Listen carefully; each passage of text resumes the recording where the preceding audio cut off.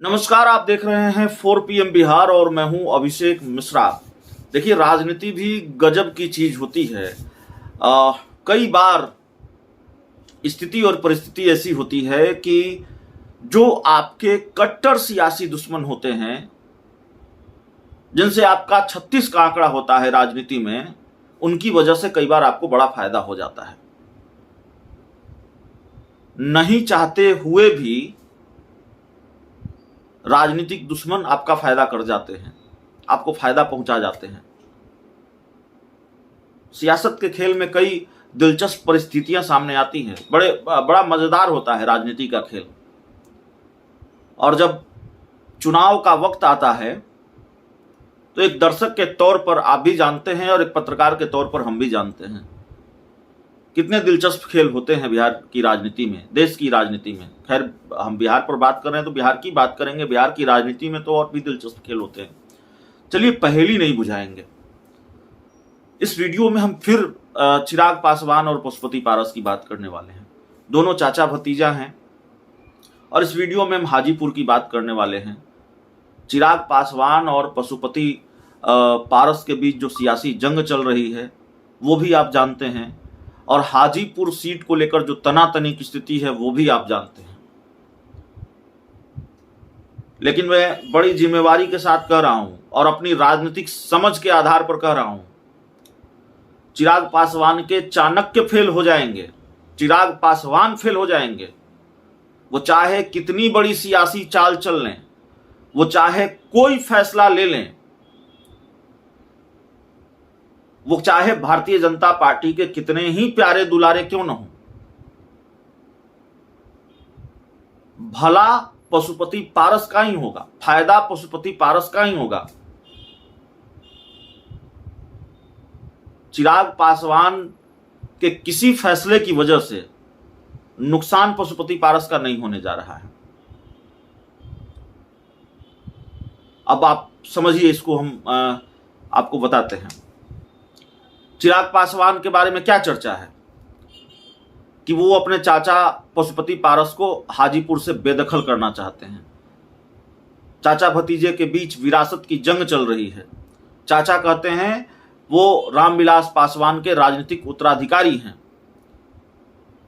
और चिराग पासवान पशुपति पारस को हर हाल में हाजीपुर से बेदखल करना चाहते हैं। चाचा के इस दावे को खत्म करना चाहते हैं, हाजीपुर से चुनाव लड़कर, चुनाव जीतकर। तो जाहिर तौर पर चिराग पासवान हाजीपुर से चुनाव लड़ेंगे, यह तय हो गया है। पार्टी सूत्रों के हवाले से भी ये जानकारी आ गई है। मीडिया रिपोर्ट्स के हवाले से भी लगातार ऐसी खबरें सामने आ रही हैं। लेकिन वहां से तो पशुपति पारस सांसद हैं, और चिराग पासवान अगर बीजेपी को इस बात के लिए मना लेते हैं या उन्होंने मना लिया है कि एनडीए के कोटे से यह सीट उन्हें ही मिलनी चाहिए, तो इसमें पशुपति पारस का क्या फायदा होगा? पशुपति पारस को तो यह सीट छोड़नी होगी अगर वो एनडीए में रहेंगे। तो फिर हम ये क्यों कह रहे हैं कि पशुपति चिराग पासवान कोई चाल चल ले, फायदा पशुपति पारस का होगा? वो ऐसे कि जो स्थिति और परिस्थिति है, जो फीडबैक सामने आ रहा है, जमुई के बारे में जानकारी हमारे पास नहीं है। जमुई से सांसद हैं चिराग पासवान। जमुई में गया नहीं हूं, जमुई के लोगों से हमारी बात नहीं हुई है, लेकिन वहां के बारे में चर्चा है। पता नहीं ये चर्चा कितनी सही है, लेकिन वहां के बारे में चर्चा यह है कि जमुई के लोग भी चिराग पासवान से नाराज हैं। हो सकता है मेरी बात गलत हो या चर्चा गलत हो, लेकिन ऐसी जानकारी, ऐसी चर्चा सामने आती है। अगर नाराज हैं जमुई के लोग, बात सही है, तो चिराग पासवान अगर जमुई से लड़ेंगे तो उनका तो नुकसान होगा, जाहिर तौर पर, आप समझ रहे हैं। हाजीपुर के लोगों से हमने कई बार बात करने की कोशिश की है, कई बार हमने बात की है। वहां का पब्लिक ओपिनियन भी आपने देखा है और कई बार देखा है। पूरा हाजीपुर चिरागमय है, चिराग चिराग सब लोग कर रहे हैं। तो जमुई के मुकाबले 2024 में चिराग पासवान के हाजीपुर से जीतने की संभावना ज्यादा है। हालांकि यहां भी राजनीतिक समीकरण कुछ ऐसा है कि चिराग के लिए थोड़ी मुश्किल भी हो सकती है अगर वो एनडीए से लड़ते हैं तो, क्योंकि वहां यादव जाति के वोटरों की संख्या भी ज़्यादा है, भूमिहार राजपूत जाति की संख्या के वोटरों की भी संख्या है। तो जाहिर तौर पर चिराग पासवान को पासवान जाति के अलावा और वोटरों का साथ चाहिए होगा। और खैर, जब हाजीपुर में आप बात करेंगे तो चिराग पासवान के साथ पासवान जाति के लोग ही नहीं, दूसरे लोग भी चिराग करते हैं। अब हाजीपुर सीट एनडीए कोटे से चिराग पासवान के खाते में जाती है और चिराग पासवान हाजीपुर सीट से लड़ते हैं, तो इसमें पशुपति पारस का क्या फायदा होगा वो हम आपको बताते हैं। दरअसल हाजीपुर के लोगों से मैंने कई बार बात की है, जो मैं बता रहा हूं, और मेरा ये अनुभव रहा है। लगातार कई बार बात, कम से कम 100-200 लोगों से बात हुई होगी, और पशुपति पारस से इतने नाराज हैं वहां के लोग कि अगर पशुपति पारस हाजीपुर से चुनाव लड़े तो उनके लिए मुश्किल हो जाएगी। जो बात मुझे समझ में आती है, जिस तरह से लोग अपनी नाराजगी जाहिर करते हैं।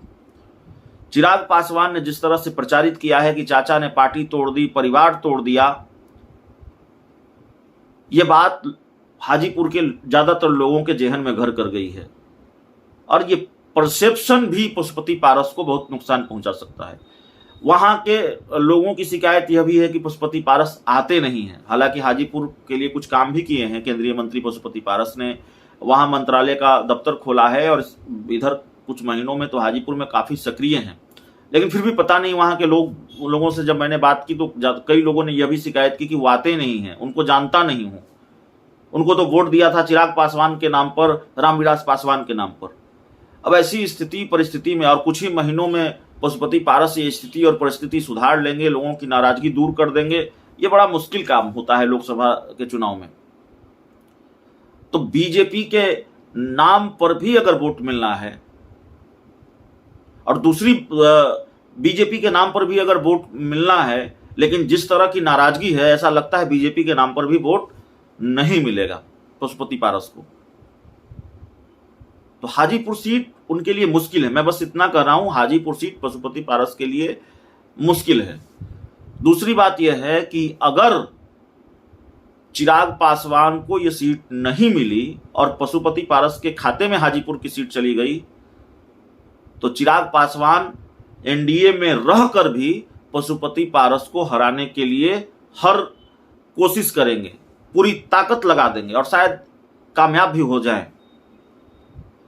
तो हर हाल में पशुपति पारस के हाथ से हाजीपुर की सीट जाती दिख रही है, और अगर एनडीए के कोटे से हाजीपुर की सीट उनको मिल गई, वो चुनाव लड़े, तो जाहिर तौर पर वो अपनी सीट गंवा भी सकते हैं।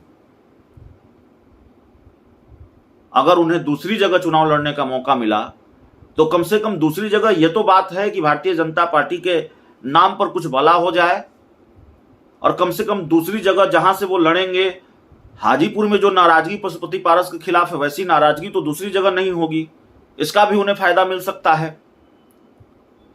तो दूसरी किसी सीट से पशुपति पारस के जीतने की संभावना ज्यादा है, हाजीपुर में बहुत मुश्किल है।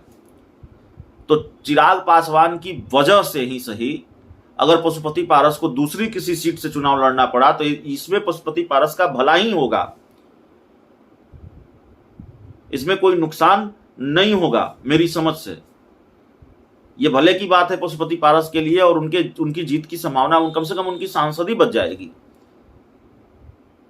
बाकी उनके सांसद तो छिटक ही रहे हैं, छिटकने के आसार नजर ही आ रहे हैं। सुरजबान सिंह कहते हैं हम पशुपति पारस के साथ नहीं हैं, और महबूब अली कैसर जाकर चिराग पासवान से मिल रहे हैं, वीणा देवी के पति मिल रहे हैं।